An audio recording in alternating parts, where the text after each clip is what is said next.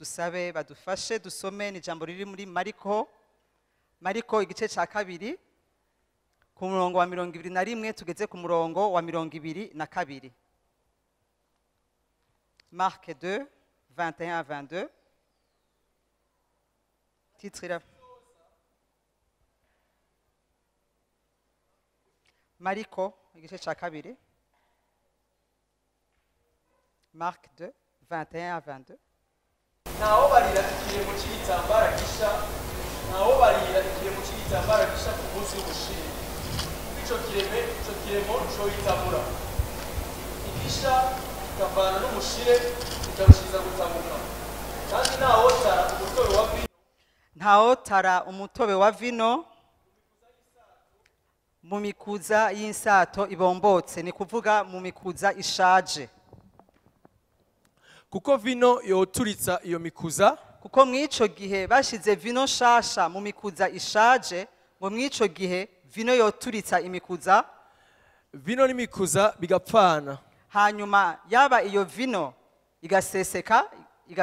igasesekara, ariko ngo niyo mikuza ikakora iki, nayo nyene igatabuka. Ariko umutobe wa vino bawutara mu mikuza misha.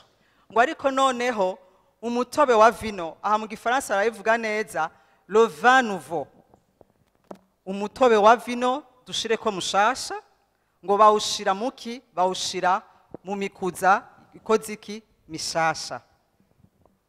Muhava mwibaza ko naguye ariko ndashaka kubaza gatoya, ni bande ngaha anye banywa umuvinyo? Okay, ni bande banyoye umuvinyo basi? Nabajije nayo, ni bande banyoye umuvinyo? Hanyuma ni bande bakiunywa?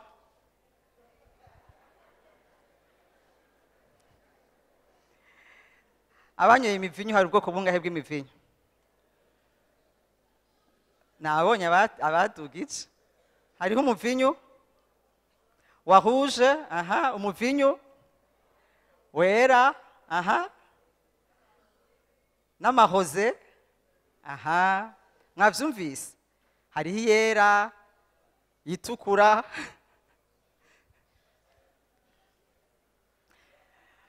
nindazi ko vino, nindavuga ko kunywa vino ari bibi? Ninde atazi ko kunywa vino ari bibi? Ninde azi yuko ari bibi?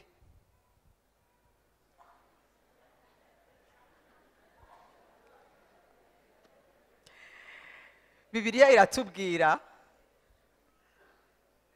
ku batari bazi ko kunywa vino ari bibi, Bibiliya itubwira mu Banyefeso 5 umurongo wa 18 ngo ntimukaboregwe iki vino, kuko vino irimwo iki, irimwo ubuhumbu. Vino yuzuyemwo iki, irimwo ubuhumbu. Urumva iri mu buhumbu icikoresha iki, igukoresha iki iri mu buhumbu. Okay, karagaciyemwo ariko sivyo, saho naringamije. Nagomba tugaruke muri iki gisoma duhejeje gusoma kiri muri Mariko igice ca 2, cane ndahagarara ku murongo wa 22. Batubwiye ngo ariko vino shasha, ngo nta usuka vino shasha mu mukuza ugize iki, mu mukuza ushaje canke mu mukuza ubombotse. Ngo kubera iki? Ngo kubera yuko uwo mukuza canke ngo izo nsato zokora iki, zoturika, hanyuma niyo vino igacikora iki, igaca isesekara. Turabona ibintu bibiri ngaha, turabona icambere baratubwira vino, kandi vino nshasha. Niyo mpamvu ijambo ry'umutwe rivuga ngo gutara vino shasha mu mikuza mishasha. hamwe mu ruhande rumwe baratwereka vino ariko mu rundi ruhande bakatwereka iki imikuza baratubwira imikuza y'ubwoko bubiri hariho imikuza ishaje canke ibombotse hamwe n'imikuza mishasha mbega wobaza uti ivyo vyose bisobanura iki umukuza usobanura iki iri jambo munyemerere ndarikure muri contexte ririmwo ariko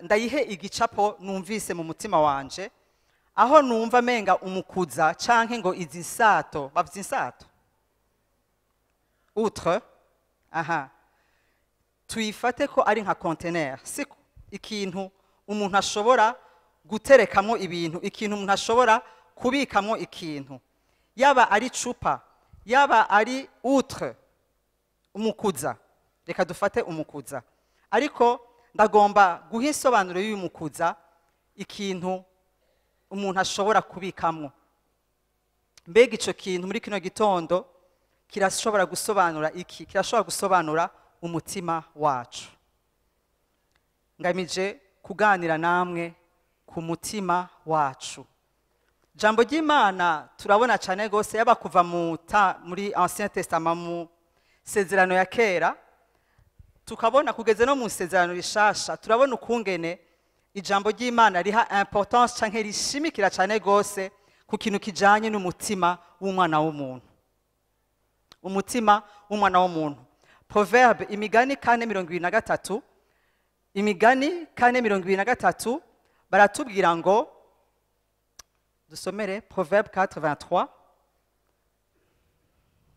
rinda umutima wawe kurusha ko worinda ikindi cose rinda umutima wawe nshuti yanje rinda umutima wawe kurusha uko worinda ikindi kintu cose kuko ariho ubugingo bududubiriza ngo mu mutima wawe niho ngo ubugingo bukora iki bududubiriza ndagomba mvuga umukuza mushasha canke mvuga umukuza wewe wumve umutima wawe amen ndagomba tugire iyo parallelisme aho uza kumva umukuza canke aho uza kumva container wewe wumve ko niki n'umutima wawe imigani batubwiye ngo urinde umutima wawe kurusha uko urinda ikindi kintu cose iri jambo hari igihe ndarisoma nkumva menga hari ivyo ntariko ndatahuramwo ndawurinde kurusha uko norinda ikindi kintu cose ikindi kintu cose umuntu ashobora gutunga n'igiki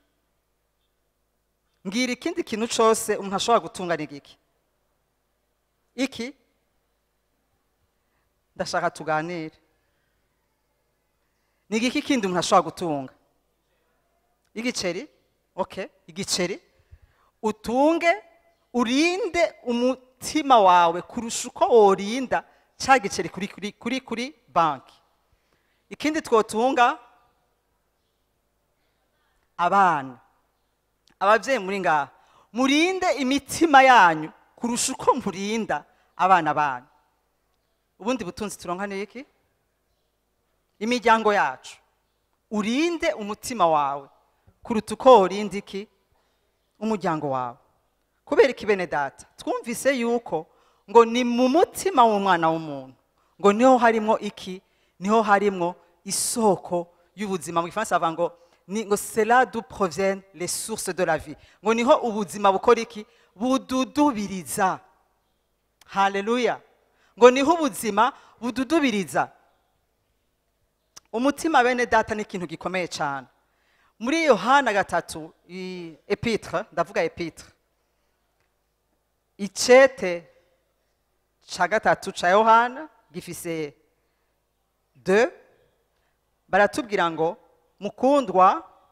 wahageze mukundwa ndagusengera umererwe neza muri vyose uhore uhangaye nk'uko ubugingo bwawe bumerewe neza ngo ndagusengera umve ico Yohani yasengera abantu ngo kugira ngo ugire gute umererwe neza muri vyose umererwe neza muri vyose vyose vya bintu twadondagura vyose hehe muri za ngingo zitatu zigize umwana w'umuntu ariko bongera ko gute uhore uhangaye nk'uko ubugingo bwawe bumerewe neza. uhore uhangaye nk'iki nk'uko ubugingo bwawe bumeze neza. Mu gifaransa barakivuga neza ngo je veux que tu prospères à tous égards comme prospère l'état de ton âme. Aha ijambo ry'Imana hari igihe bavuga umutima umuntu akumva impwemu, n'ikindi gihe bavuga umutima bakaba bashaka kuvuga ubugingo. Ubugingo ni kuvuga ame cyangwa umushaha. Twebwe uno munsi turahagarara cyane gose ku mushaha. Iyo ijambo ry'Imana rivuze umushaha riba rishatse kuvuga iki? Riba rishatse kuvuga ni kameremere yacu, ni wa muntu muri twebwe, wa muntu wa kera, wa muntu twehita canke twakura kuri Adamu wa mbere. Uwo nawe agizwe n'iki? Agizwe n'ivyiyumviro. Harimwo iki muri uwo mutima canke muri ubwo bugingo? Agizwe ibigumbagumba canke amarangamutima, agizwe n'ukugomba. Ivyo bintu bitatu nivyo bigize ubugingo bwacu, nivyo bigize iki? Nivyo bigize umushaha wacu, nivyo ijambo ry'Imana rivuga ngo le vieil homme. Aho nyene niho ijambo ry'Imana ritubwira ngo aho nyene ngo bariho mucunga. Haleluya. Ngo aho nyene bariho mukora iki? Abariho mwitaho kurusha. Ndashaka dusome Abikolosayi 3 kugira ngo twumve neza aho batubwira uyu muntu wa kera. Uyu muntu wa kera yakomotse kuri nde? Kuri Adamu. Kugira ngo twumve ko twese bituraba. Hari utakomotse kuri Adamu ngahagaye. Utakomotse kuri Adamu avyerekane gutya. Aha, urumva biraturaba. Bwira mugenzi wawe uti birakuraba. Abikolosayi 3 duhere ku murongo wa 5 dushikane ku murongo w'10, ariko turaza gusurinya cyane ku murongo w'9 n'uw'10. Nuko mwice ingingo zanyu ziri mu isi, ubushakanyi, ibihumanya, ukwifuza k'umubiri, ukwifuza kubi kose no kwifuza iby'abandi, niko gusenga ibigirwamana. Ibyo nivyo bizanira uburake bw'Imana abantu b'intabarigwa. Namwe mwabigenderamwo kera hamwe mwaba muri vyo. Ariko noneho mwiyambure n'ibi vyose: uburake, kujingitwa, ugwanko rw'ubusa, gucokorana, kandi ntihakagira amagambo ateye isoni ava mu kanwa kanyu. Ntimukabeshane, kuko mwiyambuye wa muntu wa kera n'ibikorwa vyiwe. Ngo ntimukabeshanye kuko mwakoze iki? Icete c'Abikolosayi muriko murumva ibintu bisa n'ivyaha, sivyo? Muriko mwibaza ko ubu butumwa kumbure ari ubw'abapagani. Oya, n'ubw'abana b'Imana bakoze iki? Badacunga neza, turi kumwe, umushaha wabo le vieil homme, bakiganzwa nande? N'umuntu wabo wa kera. Aho niho nshaka uvuga neza. Kuko mwiyambuye umuntu wa kera n'ibikorwa vyiwe. Kuko mwiyambuye iki? Umuntu wa kera. Uwo ni ya kameremere yacu. Aha. Mukambara umuntu musha. Mukambara umuntu musha. Ahindurwa musha. Ngo agire ubwenge, amere nk'ishusho y'iyamuremye. Subiramo umurongo w'9. Ntimukabeshane, kuko mwiyambuye umuntu wa kera n'ibikorwa vyiwe, mukambara umuntu musha, ahindurwa musha, ngo agire ubwenge, amere nk'ishusho y'iyamuremye. Twiyambuye iki? Duhamagariwe kwambura iki? Kwambura umuntu wa kera. Uyu muntu wa kera rero ari mu muntu wese ngaha yicaye ngaha. Turi kumwe ko twumvikanye ko twese twavuye kuri Adamu. Adamu wa mbere yaduhaye iki? Yashoboye kuduha iragi ryitwa kameremere. Turi kumwe. Kandi kameremere iyo dukijijwe, kameremere ntikizwa. Turi kumwe. Jambo ry'Imana ngaha riraduhimiriza gukora iki? Turamwiyambura. Imana ishimwe cyane. Turamwiyambura kugira ngo ntidusubire kandi gusubira gukora ibikorwa adutegeka. Turagaruka muri iri jambo rivuga ngo vino nshasha bayisuka hehe? Bayisuka mu mikuza mishasha. Vino nshasha ntawo yisuka mu muntu akiganzwa na wa muntu wa kera.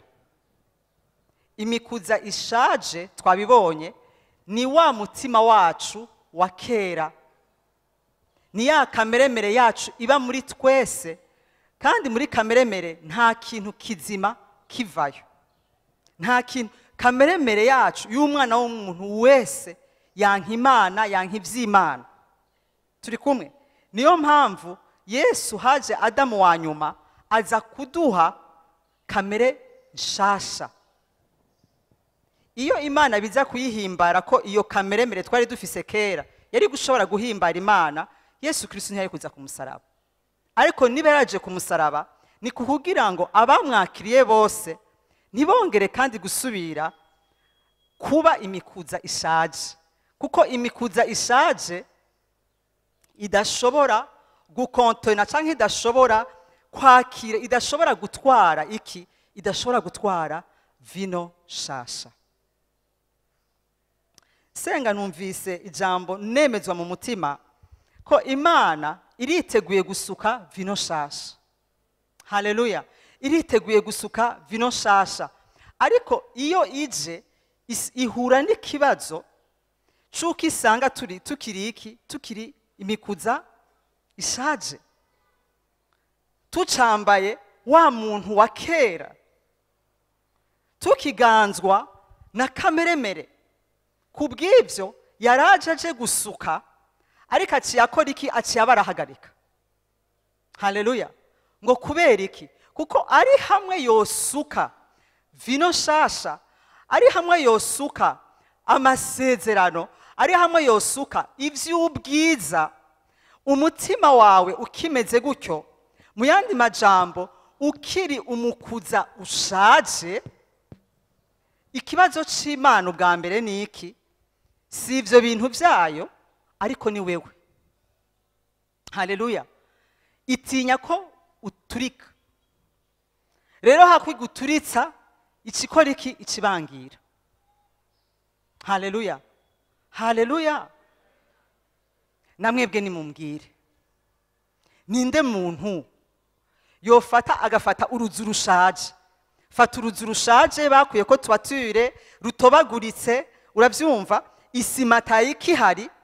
Ninde muntu yoca agenda nko muri GTS agacagura meuble nshasha ngo aje gushira muri gwaruzu, hama imvura niyagwanaho, hanyuma umuyaga ni wahuhutanaho, ivyiza vyose woyishiramwo, uwo bikora yoba mu mutwe sinzi kumwe yoba ameze.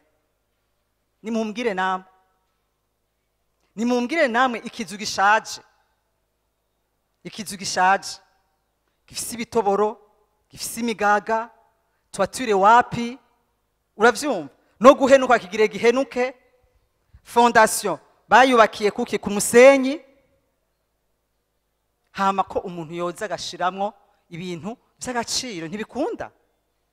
Umunyabwenge ahubwo iyo nzu ayironse yokora iki? Yobanza kuyihotapa, sivyo? Umunyabwenge. None Imana yacu mwiyumvira ko ari ikijuju? Ninde yibaza ko Imana yacu bari tellement ikijuju ko yoyo yoza gushiramwo trésor, yoza gushiramwo ivy'ubwiza mu nzu ishaje, muri container ishaje, muri umukuza ukoze iki? Ushaje, ukiganzwa n'iki? Na kameremere. Ikibanza gukora iki? Iratenyenya, ahubwo ikitaho kwanza gukora iki? Kudutunganya. Haleluya! Ikitaho gukora iki ubwa mbere? Kudutunganya, kuko nutunganywa uratunga nta kabuza. Imana ishimwe cyane. Ego niko Imana ibigenza. Nta bantu murabona, wahora umubona ari umuntu aciye bugufi, wahora umubona akunda Imana, muri caca adasiba, ari mu bikorwa niki, ariko hagera akantu gato imana yamudodesha gato agaca acika uhuguruka kwibaze ese yaronse amambagwa yaronse ibiki wamubaza ndi bisi kutakiza gusenga nshuti oya ndi bisi kumbe cya kibazo cawe ntivyari ibintu ahubwo yari umutima wawe la vieille nature. Dusome muri Yakobo baratubwira neza amakarakteristique ibigaragaza umukuza ushaje. Yakobo 4 umurongo wa 1 kugeza ku wa gatandatu ariko turasoma kugeza ku wa gatatu. Muri mwebwe intambara ziva hehe? N'imitongano iva hehe? Mbega ntibiva mu bibahimbara bigwanira mu ngingo zanyu? Mu Gifaransa baravuga ngo d'où viennent les luttes? Mu rugo rwawe d'où viennent les luttes? Muri church d'où viennent les luttes? Mu gihugu d'où viennent les luttes? Ngo et d'où viennent les querelles? Parmi vous. Ngo biva. N'est-ce pas de vos passions qui combattent ou dans vos membres? Ibitwica ntibiri hanze bene data. Ibidusambuye ntibiri hanze. Ngo bigwanira muri twebwe. Komeza umurongo wa 2. Murifuza ariko nimuhabwa. Umve da. Murica mugira ishari ariko nimushobora kuronka. Tugende gahoro gahoro. Murifuza ariko nimuhabwa. Murica mugira ishari ariko nimushobora kuronka. Murica mu majambo, murica mu vyumviro, murica mugaca muza gusaba ngo ariko ntimukora iki? Ntimuronka.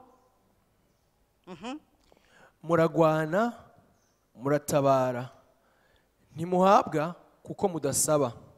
Ntimuhabwa kuko mudasaba. Umurongo wa 3 baratubwira ngo niyo bigize, niyo bishitse, niyo vyadutse mugasaba ngo mukora iki? Musaba nabi kugira ngo murasaba ntimuhabwe kuko musaba nabi kugira ngo muvyononere mu bibahimbara. Ngo murasaba ntimuhabwe kubera ko musaba nabi. Gusaba nabi ni kuvuga iki? Ni gusaba ibiza gukora iki? Ibiza gusatisfeza tes passions. Ibiza ivyo uja kononera mu biki? Mu biguhimbara. Ivyo rero Imana ntikora iki? Ntiguha. Nibutse umudamu wo muri Bibiliya arantangaza cyane. Mwese murazi inkuru ya Rachel na Leah. Uyu mudamu nashatse kumwiga ko cyane kugira ngo bimbere isomo canke bimbere une leçon dans ma vie. Uyu mudamu urabona ko yari mu kintu cihigano. Yari mu gihe Rachel n'umugore wa Yakobo. Umwe Yakobo yakorera imyaka ingahe? 14, n'est-ce pas? Babanje bamucira dote ya 7 ans. 7 ans arayiheza ariko oncle wiwe acayo amwongerereza ko kandi acaramudugiriza ko dote. Ni bande bamaze kudugiriza ko dote umunsi ugukwa canke hasigaye iminsi mike? Pole sana na Yakobo byamushikiye. Ihangana utange ico kiguzi kugira ngo uronkera keri wawe. Turi kumwe. Hanyuma rero arabatwara finalement. Urumva ko yaramugiriye agatruke amupakiza Leah kandi we Yakobo yari yasavye inde Rakeli. Hanyuma à la fin de la journée Yakobo yiretrouva n'abaki n'abagore babiri kandi bavukana. Bwiriwe mwishanuti kandi baravukana abo bagore. Umwe yitwa Leah undi akitwa nde? Rakeli. Leah yari nka baby machine. Kuvyara nta problème yari afise. Turi kumwe. Donc yavyara sinzi ko na 9 mois ngira zahera. Tellement nukuri yari afise amavuta yo kurondoka yo kugwego rwo hejuru. Ariko murumuna we, sinzi ko ari murumuna we canke ari mukuru wiwe, Rakeli wewe zero. Rakeli sinzi ntaho bibiri bitubwira, ariko ndavye amajambo yavuga, ndavye ibikorwa yakora, narabona ko mu mutima wiwe, inyifato yo mu mutima wiwe adafise inyifato nziza yo mu mutima wiwe, kugeza naho yibagiye n'urukundo umugabo we yamukunda. Kuko umugabo mwibuke ko Yakobo yasavye, yagize demande arondera Rakeli, Leya nuwo bamupakijeko. Turi kumwe? Kubw'ivyo ngo yarakunda Rakeli cyane, ariko Rakeli tellement elle était malade, yaragwaye mu mutima wiwe, ntiyigeze yumva ko n'ubwo rukundo rw'umugabo wiwe rumuhagije, kugeza naho yaratanguye kugenda gukora iki, ibi turiko turumva imitongano, atera ikibazo aho kitari, atangura gutuka umugabo wiwe, kugeza naho Yakobo amubwira ati none jewe cendi Imana nije nakunze ibijita. Yagiye kubwira umugabo we ngo utampaye abana ndakora iki, ndapfa. Mwumve convoitise, mwumve irari, ngo kwifuza abana nibisanzwe, sivyo bene data? Nta numwe atifuza umwana, mugabo kumva ko umwana atabonetse upfa, aho nikibazo. Kuko twese ntiduhamagariwe kuronka abana, kandi nibaza ko abana atari bo batanga amahoro yo mu mutima w'umwana w'umuntu. Twasomye ngo urinde umutima wawe kuruta uko worinda n'abana bawe. Turi kumwe? Amubwira ngo utampaye abana ndakora iki, ndapfa. Yakobo ngira byari bimugeze aha, ati mbe wa mugoreho ushaka kwiki, jewe ndi Imana cyenda tanga abana, cyangwa ukagira ngo nije nazibije iyo nda yawe. Rakeli aho kugenda ati reka basi mfume nsaba Imana, yatumye mwene mama rondoka nanje binkorere, atangura kudevelopa ikintu kibi cyane gose, kandi uno munsi mbona kiriko kiradevelope cyangwa kiriko kirakura mu bana b'Imana, mu nzu y'Imana. Hatangura kuza ikintu ca competition. Nababwiye ko Leya yari afise amavuta vraiment tous les 9 mois, wamenga na mama ninde azi amateka y'amafyiro, kanya gato wamenga arafyatura abana. Jeni baza ko na Leya atani ikibazo yari afise kuri Rakeli, ariko Rakeli amugirira ishari. Nibi bariko baratubwira muri Yakobo, muragira ishari ntimuronka. Erega suko Rakeli yashishikara kugira ishari ko yacaronka abana, byaramaze igihe. Hama bonye rero byabaye byinshi, acavuga ati aha, urazi ko Satani azi gutoza imipango, araguha plan neza. Wamaze iyo utari kurarinda umutima wawe kuruta ibindi bintu byose, Satani azoza aguhe idiri, agucisha ubwenge, wowe wibaze ngo aragucishije ubwenge, ariko fin de compte sinzi ko bari ubwenge. Aca mubwira ati watanzwe, fata inshoreke yawe uyihe umugabo wawe. Nimwiyumvire umugore wo mu nzu Yakobo imyaka 14 bamutamiye, ari we afata umugabo wiwe akamutwara mu gikiriza c'inshoreke, apana n'umugore wundi, inshoreke. Nimba muzi cari cyo kuba inshoreke igihe ca Israel, c'était des esclaves. Kubera iki gusa? Nibaza ko ataragikeneye abana, yari afise ishari ryari ryamurenze. Ugiye kuraba n'amazina yagenda kwita abana biwe, wamenga ni bya bindi by'amakanga. Nanariona, uravyumva? Uravyumva ya majambo bandika y'igiswahili ku makanga kugira ngo batange message. Turapfuye, turahwereye, ntibishoboka. Ngubu rero ngo ibi nibi, ngubu rero ngo umugabo wanje, ngubu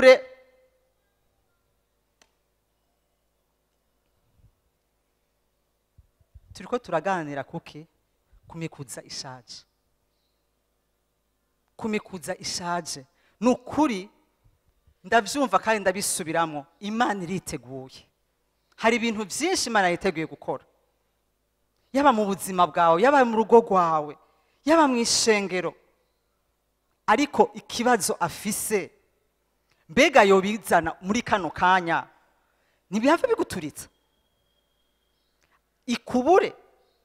Danyamara umuntu yambwiye ngo hako Imana ngo iguhomba ngo ifumu gihombesha, ntaho vyanditse. Ariko tuje muri uyu mutima, umuntu arumva ico uwo muntu yarashatse kuvuga. Hako Imana ikubura, hako uravyumva bigusarisha bikuboreza ugacika uwundi muntu, mu yandi majambo niko wari umeze, gusa ako kantu kaba kaje gukora iki? Kaba kaje kudevoila vy'ukuri uriwe, yuko ukeneye gukora iki? Gucika, kwemera ugacika iki? Ugacika umukuza mushasha. Nivyo Paulo yavuze ngo mwiyambure. Mwiyambure iki? Umuntu wa kera, mwiyambure kameremere. Kameremere ntahizodushikana bene data, ntahizodushikana. Yanka Imana,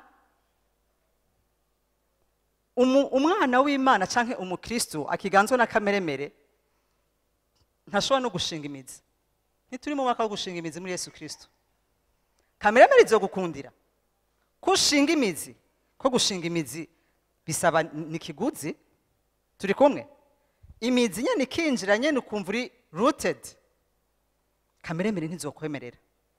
Jambo ry'Imana muri Galati baratubwira ngo kuko ngo ivyo kameremere yawe yifuza bitandukanye n'ivyo mpemu wawe yifuza, kandi ngo ivyo vyama bikora iki? Vyama bihamanye, vyama biri opposé. Kandi Imana yarabiretse ngo bibe opposé kukugira ngo ntidushobore gukora ivyo twe twishakiye. Noneho tubwira uti none umuti nuyuhe? Umuti wa kameremere, ko twumvise ko ngaha twese dufise kameremere, kandi twabonye ibiganza kameremere yacu canke ibiranga kameremere yacu. Barabitubwira mu Bigalatiya 5:17. Aha twabisomye: ishari, kubesha, kudandahigwa, kwifuza. Ngaha baramaze iminsi haba develope iki kintu c'ivyifuzo, convoitise, cupidité, gushaka kuronka ibintu à tout prix, kugeza naho utakironse wumva yuko, uravyumva, Rakeli urumva ko yavuze ati nta muronse ndapfa. Twe kumbure muri bamwe muri twebwe ntituvuga ngo ndapfa, ariko on ne ménage aucun effort. Niba ni kwiba turiba, niba ni kubesha twobesha, niba ni gusambana twosambana, kugira ngo ico kintu dukora iki? Tukironka. Turapfuye, birinda turahwereye. Kuganzwa na kameremere ni shano rya mbere rishobora gushikira umwana w'Imana. Ni shano rya mbere n'amakuba ya mbere ashobora gushikira umwana w'Imana. None umuti nuyuhe? Inkuru nziza nuko hariho umuti. Gira mugenzi wawe, inkuru nziza hariho umuti. Hariho uburyo bwo kunesha kameremere. Dusome Abaroma 8. Abaroma 8 umurongo wa 13. Kuko namba mwitondera ivyo kameremere kanyu, nimwitondera ivyo kameremere kanyu kabasaba, muzokora iki? ntimuzobura gupfa. Walayi murapfa. Turahwe neza, turahwera. Bamwe duhwere dukoze iki? Duhagaze. Nitwitondera, nitwita ku vyo kameremere tubwira, niya tuganzi kadutegeka tugacika abaja ba kameremere kacu, turapfa. Sije ndabivuze, ni ijambo ry'Imana rivuze ngo ariko nimwica ivy'umubiri ukora, ariko haleluya, nimwica ibikorwa vya kameremere, ivyo kameremere ibahamagarira mukavyica, muvyicishije iki? Impwemu Haleluya, muzobaho. umuti bene data wo kunesha kameremere ni mpwemu yera. Haleluya, ni mpwemu yera. Wava umbwira uti mpwemu yera twamwize dimanche passé vyaraheze. Oya, Pentecote ni misi yose. Haleluya, ku watahuye ibanga, Pentecote ni misi yose. Ngo nimwicisha ibikorwa, les œuvres zande za kameremere, le vieil homme, wamukuza ushaje, ngo ni kubwa mpwemu yera, nimwaza mukavyica, nimwaza mukabineutraliza, ngo muzokora iki? Muzokora iki? Muzobaho. Nde dashaka kubaho ngaho? Nabajeje ninde dashaka kubaho? Ndashaka gupfa. Bavuze gupfa ni si gupfa physique, ni gupfa mu buryo bwose. Hariho abantu bagendagenda mugabo barahwereye, ari intumbi gusa mutupu.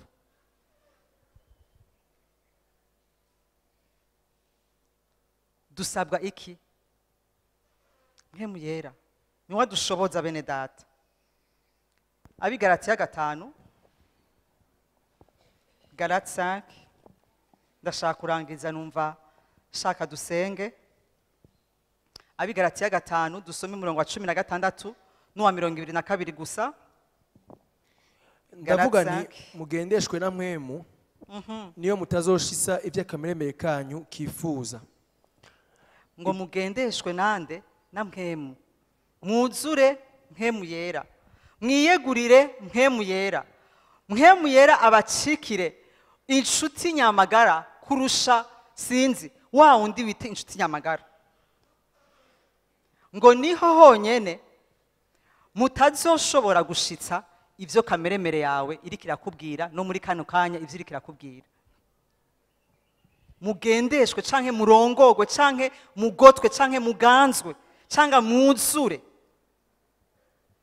Twasomye ngitangura ya blague ya vino, twasomye mu Banyefeso 5:18 batubwira ngo ntimukaboregwe iki vino ngwirimwo ubuhumbu bwinshi, ngo ariko muhore mwama mwuzuye iki? Mpwemu yera. Bene data, ubuzima bw'igikristo ntibukunda umuntu atemeye kurongorwa na mpwemu yera. Umuntu atiyeguriye mpwemu yera ngo amuganze, niwe wenyine ashoboza, niwe wenyine ashoboza, niwe yonshoboza kubaho ubuzima buhimbara Imana, niwe wenyine yo gushoboza kutongera kuganzwa na kameremere kawe. Hakagera aho kameremere nihiri, umukuza ushaje hariho ahantu uri, ariko nta jambo rya nyuma ugifise. Haleluya, ni kubw'ubushobozi bwa mpwemu yera. Abikorinto ba 2 igice ca 3 turasoma umurongo wa 17, muraza gusoma ikurikira hanyuma. 2 Corinthiens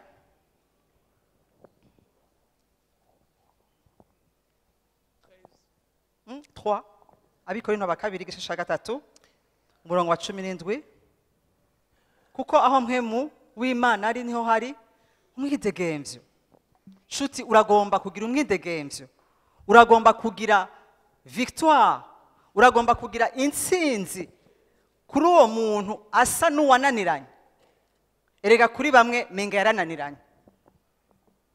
Nakunze indirimbo, sinzi ko yari indirimbo ngiye yari prophecy, Madame Jeannette ariko aravuga ngo ivyananiranye, ivyakunaniye vyose, ivyo umaze imisi ugwana navyo, il y a les mauvaises habitudes, ingeso mbi, ibi vya bindi twasoma, intongane, ishari, uburake, envie, convoitise, cupidité, n'ibisa nk'ivyo. Umwana w'umuntu ntashobora kuvyikiza. Haleluya. Niyo mpamvu n'umunsi nkuzaniye inkuru nziza, intambara zawe zirarangiye. Waragwanye igihe kirekire. Haleluya. Waragerageje mu mbaraga zawe, waragerageje mu nkomezi zawe, ariko wibagira ko Yesu atagusize nk'imfuvyi ngo uze urafesinga ibibazo muhangana navyo uhereye kuki muri kameremere yawe. Erega Paulo, erega ubuzima ntibworoshe, kandi Yesu ntiyavyoroheje muri twebwe. Enda kore ikintu bituma atavyoroheje. Urumva ko wa muntu wa kera aba hehe? Aba muri twebwe, aba muri jewe, sivyo? Nimpwemu yanje yavutse ubwa kabiri ikaba muri inde, ikaba muri jewe. Rero ivyo bintu bibiri misi yose vyama bigongana. Ngire mfate decision, ayo majwi abiri yose aravuga. Kandi hari igihe usanga ijwi rya vieille outre, ijwi ry'umukuza wa kera risakuza we, rikavuga cyane kugeza naho Pawulo bivuga mu Baroma ati je ngomba gukora iciza. Intumwa Pawulo, mes chers amis, iyi n'amajambo y'intumwa Pawulo kugira ngo ndabereke ukungene umuntu wacu wa kera ari enemy wacu wa mbere. Nibyo turafise abandi bansi, hariho Satani ntatworohereje ubuzima, hariho isi itumereye nabi, isi n'ivyifuzo vyayo, isi n'ukungene ipanze n'ama ideology n'amapanse bitumereye nabi.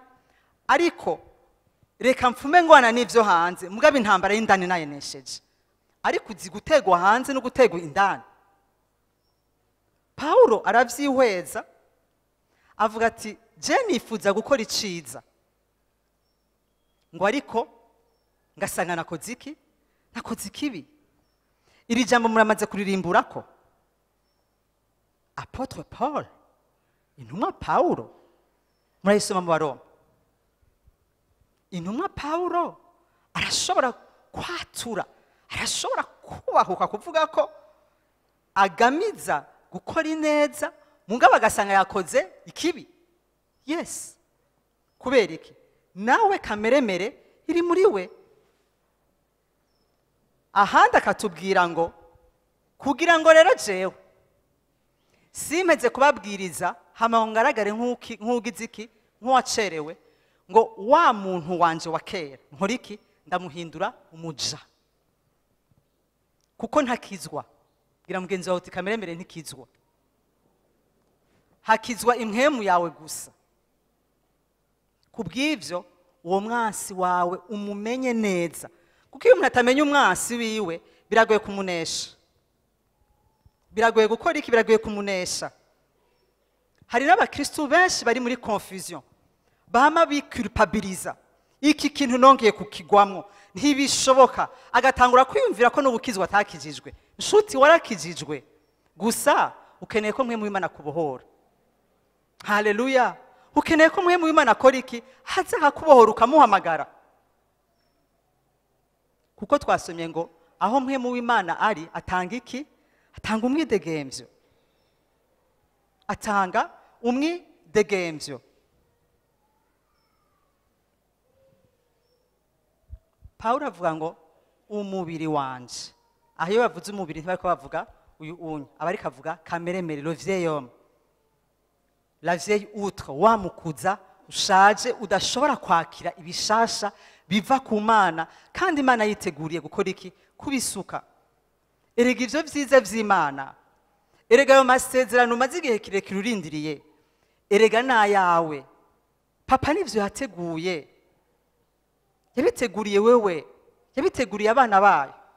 Ariko iyo aje akavuga ati reka, akavuga ati ese uyu muntu yonyemerera nkabanza nkamutunganya, nkabanza nkamubohora, nkoresheje mpemu wanje, mu nyuma nkamusukira ubwiza bwanje.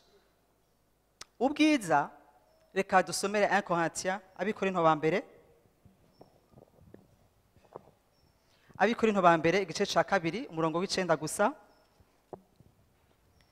Ariko nk'uko handitswe ngo iby'ijisho ritigeze kubona, ivy'ijisho ritigeze kubona, n'iby'ugutwi kutigeze kumva, ivy'ugutwi kwawe kutigeze kumva, ibitigeze kwinjira mu mutima w'umuntu, ibitigeze kwinjira he, mu mutima w'umuntu, vyose Imana yabiteguriye abayikunda. Ivyo vyose Imana yabiteguriye ngo bande? Vuga uti yabiteguriye jewe. Nimba uyikunda, ntitwamenye turavuga ngo turamukunda se, canke twariko turabesha. Ngo ivyo amaso atarabona, erega ivyo umaze kubona ni bito. Ivyo umaze kubona ni bito, bya bindi ushingira intahe umaze iminsi ushingira intahe muri kino gitondo arakubwira ngo ni bito pahapo n'ubwiza kubikiye ngo bimwe amaso atigeze kubona n'amatwi atigeze gukora iki kumva ngo bya bindi bitigeze kuza no mu bwenge bwawe kuko ubwenge bwacu buri limite ngo ivyo Imana yabibikiye bande abayikunda. C'est ça la gloire, nubwo bwiza. Niryo jambo nahawe ngo nditeguye gusuka. Nari niteguye kubasukira vinosha ariko nsanze imikuza ikiri ishaje. Kubw'ivyo irashaka kubanza kugutunganya, iragomba kubanza kuntunganya. Jambo y'Imana tubwira ngo kuko hariho ibibwirizwa gutunganywa bene data. Hariho ibibwirizwa gutunganywa. Imisozi ibwirizwa gusenwa, amavale akuzuzwa ngo maze ubwiza bw'Imana bugakora iki? Bukabona guhishurwa. Iyo niyo etape z'Imana, izo nizo principe z'Imana. Ibisiga ivy'inverswa, ivyo ni ivy'umugwanizi nibiva mu isi. Nibiva mu isi. Ndarangije mvuga ngo nukuri ntibikunda yuko Imana isuka ibintu bisha. Umaze igihe kinini usenga Mana mpindurira amateka masha, Mana mpa amateka masha, new history, Mana mpindirimbo nsha, Mana bisha. Yes, birahari n'ivyawe, n'ubu ndavyemezwa kandi n'ivyawe birahari, ariko urasabwa kwemera nawe ubanze utunganywe, babanze bakuhota pe kugira ngo ushobore ubwiza nibwaza ushobore kubukontena, ushobore gukora iki? Kubukontena. Kuko imikuza ishaje bayisutsemo vinosha ibifise uburemere, ibifise gloire. Iyo bisukitse rero mu mukuza ushaje, non seulement vino iraseseka. Imana murazi kwidakunda guhomba, wakagira ngo n'umunyakayanza. Ntikunda guhomba kuko iza kuinvestisa ibintu byayo by'ubwiza. Izi neza yuko non seulement ntubibenefisa ntubironka, hanyuma ikihomba ntishobora. Icya kabiri, mpemu w'Imana wenyene. Haleluya. Mpemu w'Imana wenyene niwe adushoboza kutubohora izo ngeso zatunaniye, iyo mibereho mibi, iyo mitima, iyo mikuza ishaje. Ni mpemu w'Imana wenyene ashobora kuyihindura. Tu ne peux pas te transformer, tu ne peux pas te libérer. Ntiwo kwibohora, ntiwona kwihindura. Muri Zakariya akavuga ngo si kubw'inkomezi zawe, si kubwo n'amaboko yawe, ariko ni kubw'ubushobozi bwande bwa mpemu yera. Ni kubw'ubushobozi bwa mpemu yera. Dusabe abaririmbyi begere ngaho imbere. Ndagomba turiko turiyumvira kuri ano majambo, umwe wese yaronse ivyiwe. Urazi ubuzima umazemo iminsi urimwo, urazi ivyakunaniye, urazi imigozi ikuboshe, urazi kangahe wagerageje ukamugwa muri vya bindi nyene, urazi ibintu bituma aho wumva ko no gupfa ivyo bintu bitabonetse wopfa. Urabizi ibintu witeguye gukora canke wakoze kugira ngo ushikire ibi nibi, ivyo vyose urabizi. Ariko hari abantu nifuza kubaza muri kino gitondo. Aya majambo yari aberekeye abana b'Imana.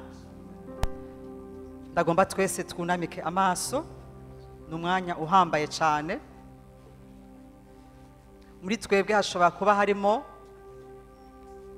umuntu atarakizwa, umuntu twavuze imikuza ishaje dushaka kuvuga umushaha, ariko wewe uri ngaho utarakira umwami Yesu Kristo mu buzima bwawe, na wewe uri mukuza ushaje version 20, kubera yuko mu mpemu yawe iracapfuye. Haleluya. La gloire, ivy'ubwiza, bimwe imana ibikiye abayikunda ivyo bihabwa abana mu nzu. Muri kino gitondo ukaba ushobora kumbwira uti Hortense, jewe mu buzima bwanje sindakira uwo mwami Yesu Kristo, nama ndamwumva ndaza kenshi mu nzu y'Imana ariko sindagiranira isezerano nawe ngo ndamutumire mu buzima bwanje, mve ku ntebe y'ubuzima bwanje ndamureke ngo abe ari we abuganze.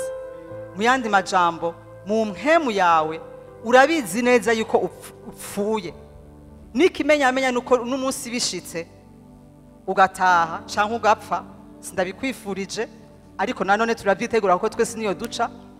Ikibazo si gupfa, ikibazo ni kumenya ndajahe. Hakaba hariho umuntu muri twebwe avuga ati je ndakeneye kwakira uwo Yesu kugira ngo ntangurane ubuzima bushasha nawe. New history, amateka masha aracashoboka uno munsi ku bwa mpemu yera. Wumvise iri jambo ukaba uhari uvyerekanishi ukuboko kwawe, hakaba hariho umuntu muri twebwe atarakira Yesu Kristo nk'umucunguzi wiwe, avyerekanishi ukuboko kwiwe. Turagomba kuguha opportunité, amahirwe yo gucika umwana w'Imana. Twese ntabwo turi abana b'Imana. Aha twese twicaye ntabwo turi abana b'Imana, turi abantu b'Imana. Gucika umwana w'Imana ngo nabamwakiriye bose nibo bahabwa ubwo bushobozi bwo gucika abana b'Imana. Wowe buri hari uvyerekanishi ikiganza cawe, abaprotokoli badufashe kuraba. Haleluya, Imana iguhe umugisha. Hakaba hariho n'uwundi nukuri natumwe kuri wewe ubwa mbere na mbere. Hakaba hariho uwundi nta soni irimo, twese twarabikoze ku mugaragaro. Haraheze imyaka 23 ninjiye muri iyo covenant, nkoze iryo sezerano ryo kumwakira, kandi sindigera nicuza n'umusi ubuzima bwanje na rimwe. Haleluya. Hari uwundi uwadugije bamufashe yegere ngaho imbere, uwadugije ukuboko, protokoli bamufashe yegere ngaho imbere, tumufashe kugira ngo nawe avuke ubwa kabiri. Agishika nawe mwene data ukaba uri hano, ntugire isoni, ntugire isoni. Endarababasha, endarababasha, yekarababashaka, endarababasha, endarababashaka. Umukomera amashi tumwakira.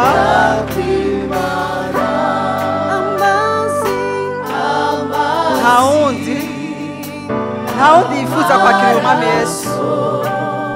Reka kugira ubwoba, nesha ushike hano imbere nawe tugusengere. Haleluya, haleluya. Reka nsabe Fiston umwakirize umwami Yesu Kristo. Abandi reka ndabasabe duhaguruke twese.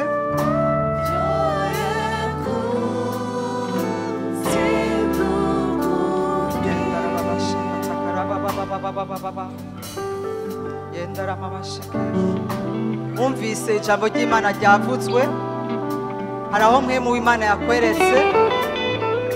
Muri kano kanya ndumva isengesho twokora ari rimwe ryonyene, nukuvuga ati Imana ntabara, mpemu yera ntabara, sinshobora kwikiza, ndakugomba ko ubuntu. Mpemu yera niwe numvise wenyene ushobora kunshitsa mu ntsinzi ishitse, nesha kameremere. Rembarababashaka, ubushobozi bwa mpemu yera buri hano, ubushobozi bwa mpemu yera buri hano.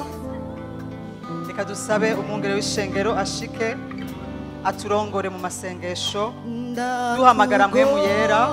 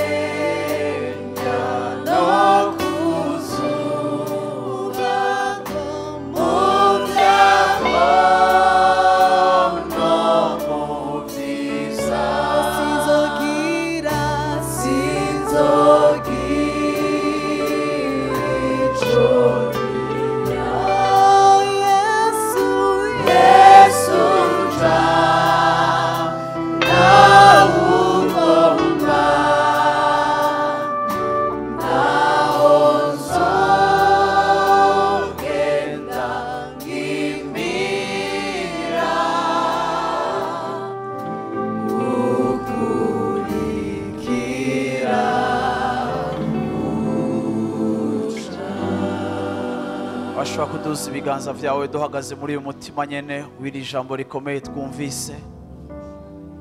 Haleluya, washobora kuduza ivyo biganza vyawe.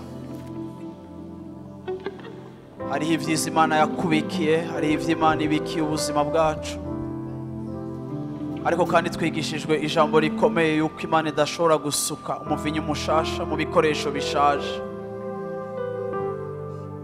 Haleluya. Hari igihe mu buzima bwacu tudashobora kwakira ivyo Imana igiye gukora n'ivyo iriko irakora, kuko tudafise ubushobozi bwo gushobora kwakira ico Imana igomba gukora. Ibi Yesu yariko abibwira abantu, ariko birababaje kuko abo Yesu yabibariye ntaco bigeze baronka. Umugambi wiwe barawuhushije abatari bake kuko batashoboye gutahura ico yariko arababarira. Ndasenga muri kino gitondo ngo wowe ntuhushe iyo opportunité, aho uvuga ngo Mana sinshobora kumbure kwakira ivyawe nkifise ivyiyumviro nkiganjwe na kamere ka kera, ariko kuri uyu munsi muri kino gitondo ndagomba ngo Muhemu Yera aze yuzuze ubuzima bwanje. Ndagomba ngo Muhemu Yera aje afate controle y'ubuzima bwanje. Ndagomba ngo Muhemu Yera abari wafata controle y'ubuzima bwanje kugira ngo nshobore kubona victoire hejuru y'ivyifuzo bimbamo bibi bipfuye nabi. Ntituri ngaha muri kino gitondo kugira ngo twisigure ingene tumeze, kandi sinifuza ko hari umuntu umwe yoba ngaha muri kino gitondo agomba kwisigura ku kuntu ameze, ariko bimwe mu kungene tumeze ni bibi kandi ntibiduha uburenganzira bwo kwakira ico Imana igomba gukora. Yo iriteguye gukora, ariko ntigomba gusambura kandi ntigomba gusesa ubwiza mu bikoresho bitabereye kubwakira. Ariko uyu munsi Imana iragomba guhindura imitima yacu, Imana iragomba kutugenderera, Imana iragomba ko duhindura ingene dusenga n'ingene twibona, aho tuvuga ngo Muhemu Yera tegeka, Muhemu Yera ganza, Muhemu Yera ganza hejuru ya kameremere. Singomba ko kameremere kanje kashishikara kanganza, singigomba gushishikara kurongorwa na kameremere kanje, singigomba kurongorwa n'ingeso zanje n'ivyiyumviro vyanje bipfuye biva mu migenzo muri kahise kanje, singigomba kurongorwa na ya kameremere iva mu bikomere naronse mu buzima. Hariho abantu ngaha kuri uyu mugoroba bakomeretse mu buzima, ivyo bikomere bikaba biriko birashaka kubarongora, ivyo bikomere bikaba biriko birashaka gutwara ubuzima bwabo. Wafata decision igafatira ku bikomere, wagira imigenderanire bigafatira ku bikomere, wubaka urugo rwawe ukagubakira muri ivyo bikomere, warera abana bawe bikubakira kuri ivyo bikomere. Ivyo byose bikagenda bigushira mu kibanza aho udashobora kwakira ubwiza, aho udashobora kubaho mu kunesha.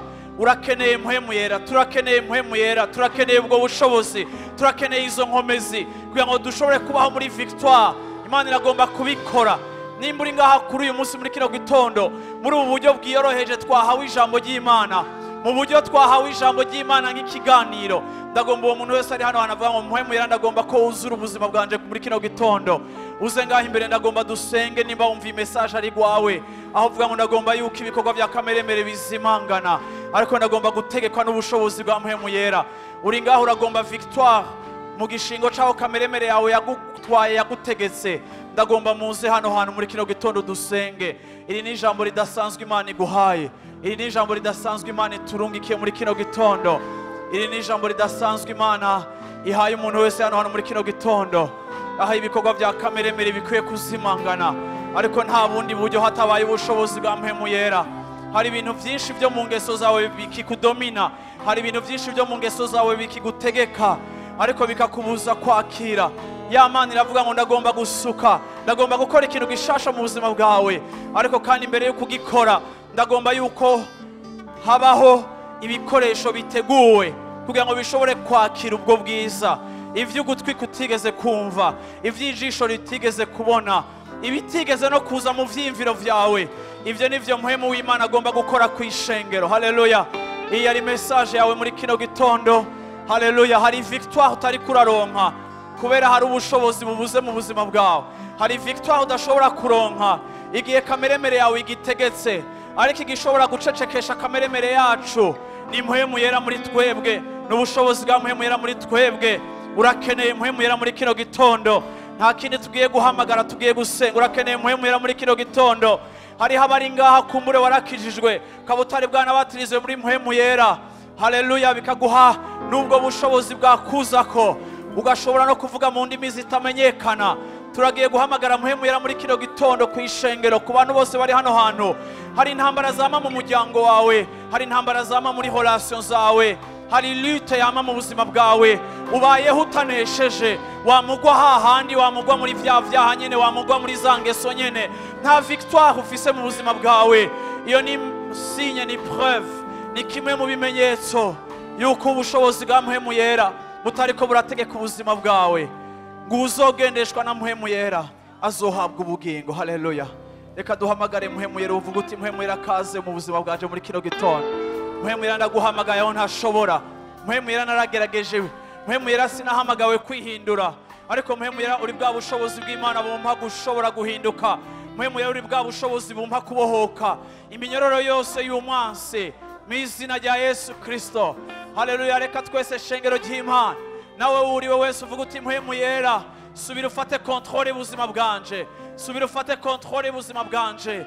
Natwebwe twese turakeneye kontrole ya mpwemu yera, turakeneye ko mpwemu yera dutegeka nk'abakozi b'Imana, turakeneye ko mpwemu yera dutegeka nk'abavyeyi mu miryango, turakeneye ko mpwemu yera dutegeka nk'abakorera Imana, nk'abahamagawe, nk'abakijijwe, turakeneye kurongorwa na mpwemu yera. Aho utarongowe na mpwemu yera wakoze amadega, aho mpwemu yera atategetse wakoze amakosa menshi, wakoreye muri kameremere, kameremere gushira mu bibazo. Bamwe bariko baraca mu bibazo bidasanzwe kubera bataretse ngo mpwemu yera kontrole ubuzima bwabo. Muri kino gitondo ni gitondo cyo gusubira kandi guha ikibanza no gusubira gukonsidera troisième personnage de la Trinité, aho dukonsidera uruhara rwa mpwemu yera mu buzima bwacu, tukavuga ngo mpwemu yera mfasha, mpwemu yera nshoboza, mpwemu yera mbohora. Reka umuntu wese ari hano hantu uraza umutwaro wawe, nuhamagara Imana yawe, ririra Imana yawe, bwira Imana yawe warahawe ubwo bushobozi. Ntubeho nk'uri wenyene, ariko nubeho muri ubwo bushobozi, tambukire mu ubwo bushobozi. Haleluya, haleluya. Ola keshe teleko teleblo lindeleko teleblo se teleko lendeleko she teleko tieleblo. Singomba ko wari umuntu n'umwe asamara mu rushengero. Mu minota mike turasohoka hano hantu, ariko kandi ndagusabye aka kanya gatoya, umwe wese ahamagare mpwemu yera, umwe wese ahamagare mpwemu yera ku ruhande rwiwe. Hamagara mpwemu, hamagara mpwemu, hamagara mpwemu, hamagara uwo mpwemu, hamagara mpwemu. Vuga uti mpwemu yera kaze, mpwemu yera kaze, mpwemu yera kaze, mpwemu yera ingo, mpwemu yera ingo, mpwemu yera ingo, mpwemu yera ingo, mpwemu yera ingo. O mpwemu yera ingo mu rugendo rwanje, mpwemu yera ingo mu rugendo rwanje, mpwemu yera ingo muri leadership yanje, mpwemu yera ingo mu bikorwa vyanje, mpwemu yera ngo mu vyanje vyose, mpwemu yera ngo kontrole ubuzima bwanje, mpwemu yera ngo kontrole ubuzima bwanje, mpwemu yera ngo kontrole ibikorwa vyanje, mpwemu yera ngo kontrole decisions zanje, mpwemu yera ngo kontrole umunsi wanje wose, misi yanje yose. Oh mpwemu yera fata place, mpwemu yera fata ikibanza, mpwemu yera fata ikibanza ku muntu wese ari hano hantu. Iyi ni inkuru nziza muntu w'Imana. Hariho mpwema gushoboza, hariho mpwema agiye kugushoboza, hariho mpwema azogushoboza, hariho mpwema guhingura, hariho mpwemu acecekesha kameremere kawe, hariho mpwemu yera akurongora, akakurongora ahantu heza, akakurongora mu mayira y'Imana, akakurongora mu mugambi w'Imana, akakurongora mu vyimviro vy'Imana. Uwo yitwa mpwemu yera niwe ukeneye, niwe ukeneye, niwe ukeneye, niwe aguha gushobora kunesha kameremere, niwe aguha umwidegemvyo, niwe aguha umwidegemvyo. Ndavuze ngo mu izina rya Yesu Kristo, o mpwemu yera ngwino utegeke ku bantu bose bari hano hantu, mpwemu yera ngwino utegeke ku bantu bose bari hano hantu, mpwemu yera ngwino utegeke ku bantu bose bari hano hantu, mpwemu yera ngwino uganze ku bantu bose bari hano hantu. Ndakuragije abantu bose bahagaze hano hantu imbere, mpwemu yera ndakuragije ishengero ryose. Ni wowe twahawe, twarabwiwe ngo niwaza, haleluya, uzotwigisha, uzodushikana, uzoturongora. Mpwemu yera ni wowe udutwara mu masezerano, mpwemu yera ni wowe udutahura mu gutahura Imana, mpwemu yera ni wowe uduhishurira Kristo, mpwemu yera ni wowe utahuza ibihe, mpwemu yera ni wowe udutahuza amasaison, mpwemu yera ni wowe uturongora muri profesi ya Kristo, mpwemu yera ni wowe udushoboza. Ndasengeye abantu bose bari hano hantu imbere bakiriye ijambo ryawe, ndavuze ngo mu izina rya Yesu Kristo, oreka ubwo bushobozi, reka izo nkomezi za mpwemu yera, reka ubwo buryohe bwa mpwemu yera, reka ubwo bushobozi bwa mpwemu yera bumanukire ku buzima bwabo, bumanukire ku buzima bwabo. O mpwemu yera ganza umuntu wese ari hano hantu, mpwemu yera tegeka umuntu wese ari hano hantu, mpwemu yera arengera umuntu wese ari hano hantu, mpwemu yera arengera umuntu wese ari hano hantu, mpwemu yera umeze nk'uruzi dusukwako rukaturengera rukadutwara. Mpwemu yera baravuze ngo uzosuka mpwemu wanje. Ndavuze ngo mpwemu yera tegeka hejuru y'ubuzima bw'abantu bari hano hantu mu izina rya Yesu Kristo. Ndakweretse Mana abo bose bari bafise ibibategeka, abo bose bari baganjwe n'akameremere, abo bose kameremere zabo zatwara mu buzima bwabo mu kibanza ca Rakeri, aho bakoreshwa n'ivyifuzo bikabazanira urupfu, bikabazanira ibintu bitaguhesha icubahiro, kandi bikabatwara mu kibanza atari ic'intsinzi. Ndavuze Mana nguzane victoire muri kino gitondo. Ndavuze Mana nguzane victoire muri kino gitondo. Ndavuze ngo mpwemu yera ufate controle muri kino gitondo. Mpwemu yera ufate controle muri kino gitondo. Iyo waje ngaha ukavuga uti mpwemu yera afata controle, birasobanura ngo ya majwi abiri avugira muri wewe niwasohoka no ngaha araza gukora. Ariko igihe cyose wame wumva ico mpwemu yera ariko arakubarira, wige kumvira mpwemu yera, uburyo bwo kwamugendana na mpwemu yera yuzuye mu buzima bwawe. Ni uburyo bwo kujana na mpwemu yera umwumvira. Igihe cyose umwumvira ategeka ubuzima bwawe, igihe cyose umwumvira nico gituma utumiriwe. Mpwemu yera amaze gufata controle, ijwi ryiwe rivugira mu mutima wawe, wige kuryumvira, uzorushiriza kugendera mu ntsinzi y'Imana. Wige kumvira ico mpwemu akubarira. Igihe cyose wige gucecekesha ico kameremere kawe kakubarira. Igihe kakubwiye gukora nabi, igihe kakubwiye kwihora, igihe kakurongoye mu nzira mbi, uvuga uti nahisemo kumvira ijwi rya mpwemu yera. Muri ubwo buryo mpwemu yera azotegeka ubuzima bwawe. Muri ubwo buryo uzogendera muri plenitude ya Saint Esprit. Muri ubwo buryo uzogendera mu kuzura mpwemu yera. Mpwemu yera ni wakuraho ibikorwa vya kameremere. Ndavuze ngo mu izina rya Yesu Kristo ibikorwa vya kameremere bibura ikibanza mu buzima bwawe. Mu izina rya Yesu Kristo ibikorwa vya kameremere bitakaza ubushobozi ku buzima bwawe. Mu izina rya Yesu Kristo aho kameremere yahora ikurengera, aho inyota, aho ivyifuzo vyahora bikurengera, ndavuze ngo mu izina rya Yesu Kristo akiriza inkomezi za mpwemu yera, akiriza inkomezi za mpwemu yera, akiriza inkomezi za mpwemu yera zigiye kugushoboza gutambukira mu bushobozi no kunesha kw'Imana. Zigiye gutangura guhindura ingene umeze n'ingene wiyumvira, maze ube conteneur ishobora kwakira ubwo bwiza n'ubwo bushobozi bw'Imana. Ndavuze ngo mu izina rya Yesu Kristo mpwemu yera ategeka ubuzima bwawe. Mpwemu yera acika umugabane wawe. Mpwemu yera acika uwo kumvirwa mu buzima bwawe. Umwubahirize, umwubahe, nawe azokurongora mu kibanza c'intsinzi.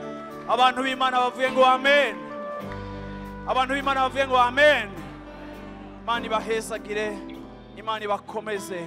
Mwige kumvira mpwemu yera, niho mutazoshitsa ibikorwa vya kameremere. Imana ibahezagire.